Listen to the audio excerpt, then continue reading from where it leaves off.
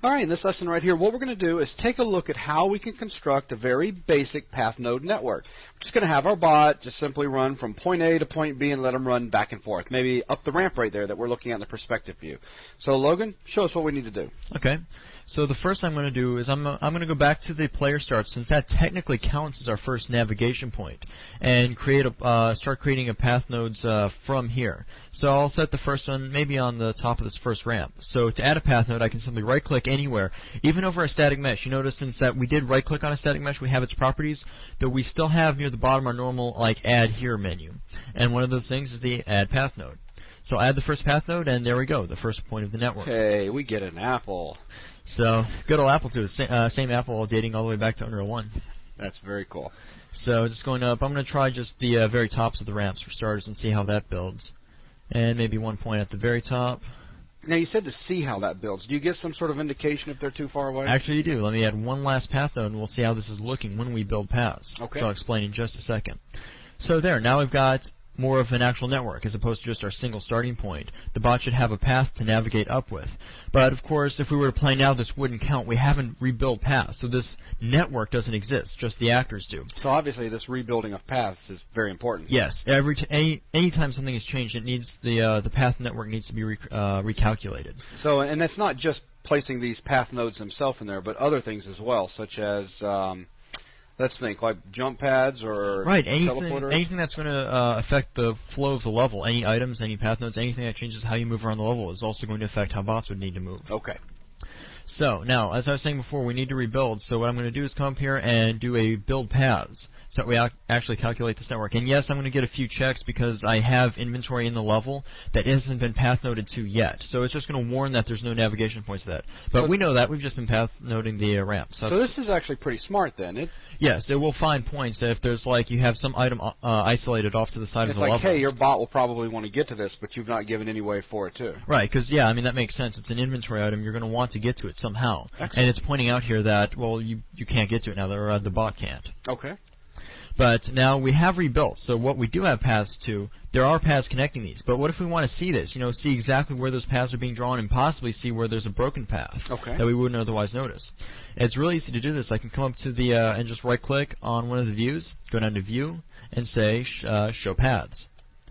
Now we actually get to see the paths that the bot is going to be using to navigate. And you'll see that there's multiple lines indicating two different directions. Right, it will draw each direction. So in some cases where you have a bot jumping off of something, you might only have one direction. Right. In this case, the bot can easily run both ways, so it's built the paths both ways. And you can see arrows as well if you want to zoom in. Right, if you get real close, you can see how this green line is being drawn from this path node here, and then a blue line back the other way. And boy, you just said something that was very interesting. This green line here. So I see some different colors going on. Right. Well, what it does is when it's built, there can be a path can be closer to some object, or it can be in a wide open area. Okay. What it does is it color codes these based on how it built and what type of path it is. For example, a green, let's start with the blue path. A blue path is what happens when a path is fairly close to something and can be a narrow path. Okay. It's still a valid path. The bot will try to take it, but it's not, and this also has some relevance in single-player type games as well, where you have different sized monsters. But as far as we're concerned with bots in a multiplayer game, this just means that the path is closer to something. Okay. So the bot will probably have to stay closer to it to successfully navigate. Other lines like green means there's more space in between. There's more space around the area, so it's easier to navigate to. Okay. Other colors that you might see later when building stuff, you can also get white paths. That's a very wide area. I mean, it's out in the open, nothing obstructing it, very easy to follow. And then two other more special colors we have are red and yellow. Yellow are force paths. We'll see that later when you set up a path. You can actually force a path between two path nodes if it doesn't automatically build that way. Okay. You can also block off a path. If you don't want a path to be connecting 2 points, you can set it to be a prescribed path, and the bot won't use that path in between the nodes. As a matter of fact, at rebuild time, it'll actually build around that. Very interesting. And finally, you have purple, which could be lift, centers, and exits. Okay. And also a kind of purple-like pinkish color for the jump pad arcs. Okay. So right now we've got something in there. So if we were to actually run the level now that we've actually rebuilt these path nodes, we should have somewhere for our bot to run. That's right. So let's go ahead and load the game up. give it a second to load, and I'll also go over a little bit more of a useful command. And you notice before we had to get zoom up on the bot before we could really see what he was doing. I'm going to do that a little bit differently now. I'm going to go ahead first and ghost out of the level like usual, so it'll be a bit far away to be a little bit hard to see. And then again, add the bot. Only this time, instead of add bots 1, I want to be able to refer to this bot by name, so I'll do add named bot, put Ravage in or something, or maybe Gorge. Easy to type. So add named bot Gorge. So now I've added Gorge to the level, and we can see he's actually running around this time. But again, he's off in the distance, and I just want to check how he's working based on paths, not fighting me. I'm going to get closer to him without actually going into the level. Right, you do don't that. want him to like go into an attack mode. Right, I can activate a spectator-like view of Gorge by doing View Player, and then typing in the name. So in this case it'll be Gorge, and there we go. So now we can just watch him by himself, but now we've got a nice third-person camera so we can look all around to see how he's working. Very nice. And we can see that, yes, as opposed to staying still now, he's running around that existing path network. One last command that's really useful when working with paths, let's go ahead and show this now since it'll make sense with path nodes in, is a command called show debug. In the case of viewing a bot, show debug should start drawing out the various paths. So what it does is it draws a green line out to where he's trying to navigate to, meaning right when we get to the top, he decides he's going all the way back to the player start, so it traces out a green line. And then it also traces out the white and red lines to the current path. So the white is what he's currently walking on, and red is the one he's looking at.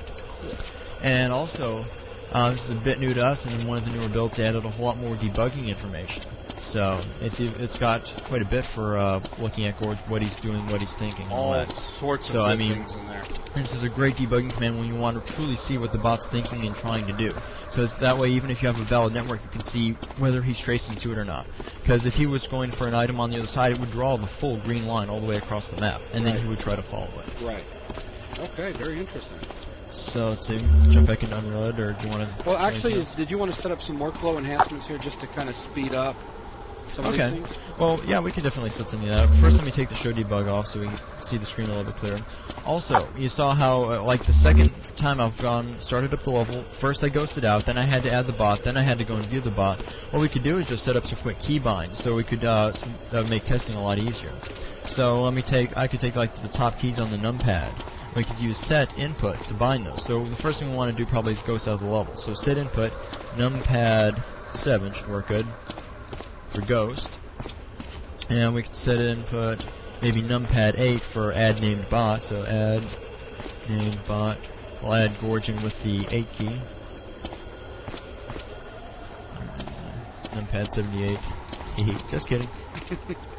And finally numpad 9 for the view player command. Now let's test this out and see how it's working. First, let me view player myself, so I can get back. If you want to go back to your player, just type in whatever your character name is, which I don't remember how Buzz's machine is set up. So no, just die. There we go. So I've respawned in. Bot shooting me. It's just like the start of the level. Now let me test the ghost command. So I'm hitting numpad 7, and there. Now I can ghost out to the level. And numpad 8, which is going to add a duplicate bot, but oh well. So numpad 8 works.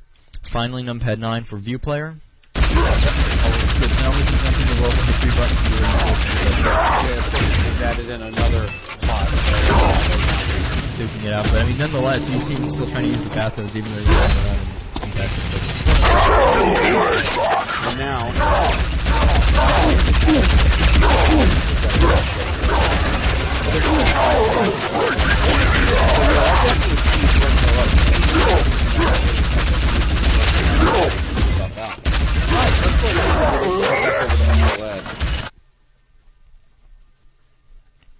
Okay, and is there anything else that you can think of, or that pretty much wraps up the very basics, just getting a usable network in place, and then going over a little bit of workflow, making it a little bit easier to see in UnrealED. Okay, sounds good. So that's going to wrap up just basic path node networks. Thanks.